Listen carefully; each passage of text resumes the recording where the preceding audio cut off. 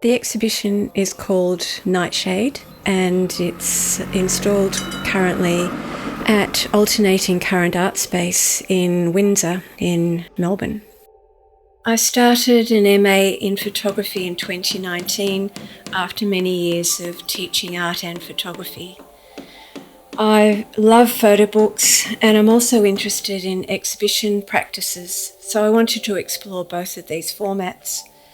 Photo books had an influence on the way that I hung the exhibition, and in turn, I think the exhibition will have an influence on my photo book.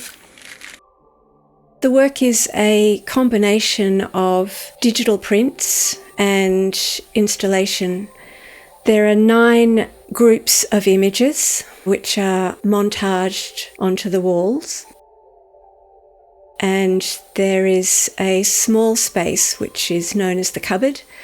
And inside that quite narrow space are hanging 3 framed archival pieces of writing. One by my mother, one by my father, and one a childhood essay that I wrote when I was about 10. Then there's a video.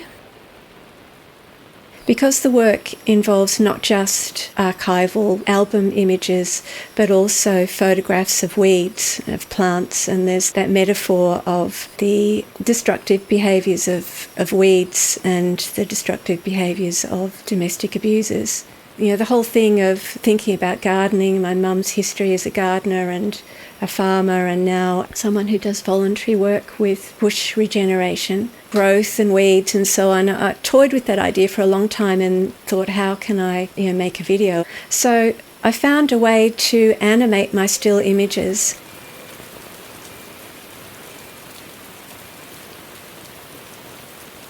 My partner, who's a sound designer, and I collaborated on the soundtrack. He knew my work very well, and we had many conversations, and he came up with a soundtrack that is a combination of the sound of rain falling on a corrugated iron roof, the kind of roof that we would have lived under, and that alternates with the sound of TV static, another memory of childhood and being awake in bed late at night, waiting for my dad to come home, probably drunk, and the TV program's ending and turning to that sound that people of my generation would remember, just a static sound.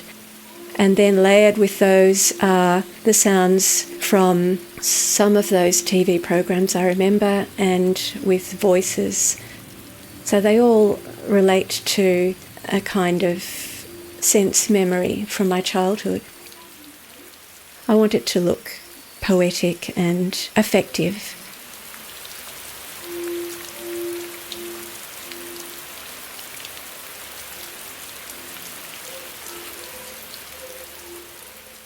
And there's another installation of a limited edition postcard which has on one side a photograph taken by my mother, an old one of Australian bushland, and on the other side is a piece of writing from my father, and it was a birthday note in which he said, "I loved you then, I love you still, I guess I always will." And that was a message that was confusing to me when I received it, and still is to this day.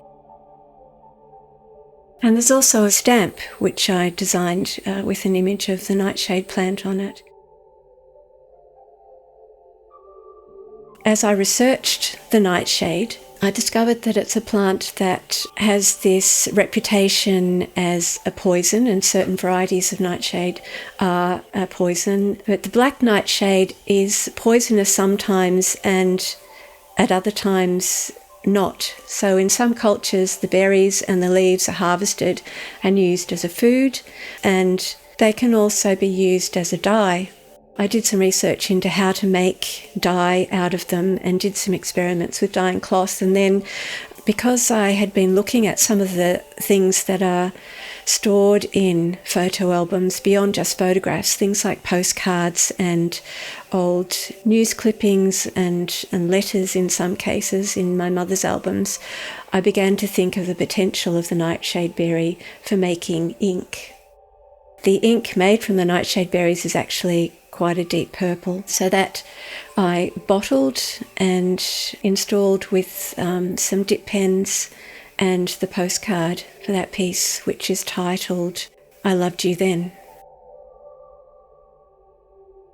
That installation is interactive, and audience members are invited to write a message or adapt the message on the card to someone they love and post it to them.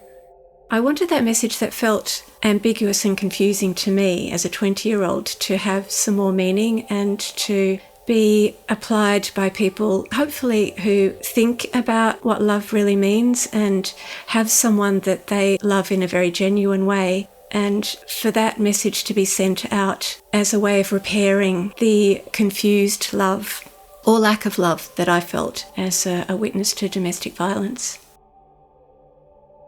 Each of the 9 print montages and the video are named after streets in which my parents lived during their relationship, preceding their marriage and then after their marriage. And each of those street names is further captioned with some text which comes from interviews I did with my mother about her memories of the 20 years that she spent with my father in a violent and controlling relationship.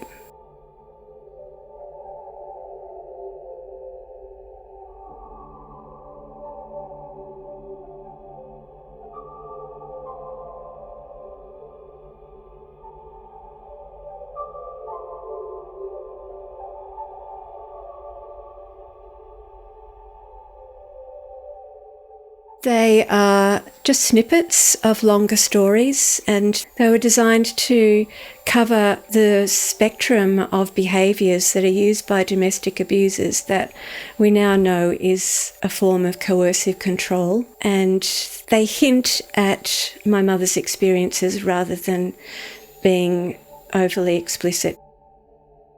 Mum and I have a close relationship. I'm the eldest in the family, and I remember many of the things that she went through, and I remember her always putting on a very dignified face in public, despite what had happened at home and despite sometimes even physical evidence of the violence that she'd been through. I guess I wanted to hear her voice telling those stories and think about the way that she told them as part of my process. So we had conversations together and I recorded them. I followed her to some of her bush care meetings, and we had many hours as well walking around her garden and talking about the plants and talking about weeds. In that collaboration, it started to feel like it was her project as much as mine, and I really wanted to bring that to the fore. And because these are very personal stories, give her a lot of agency in how I presented them. She totally approves of it, I think, and she is very proud of the work, and she has been affected in a very positive way by the process that we've gone through together, in that she's now able to tell her stories to her closest friends.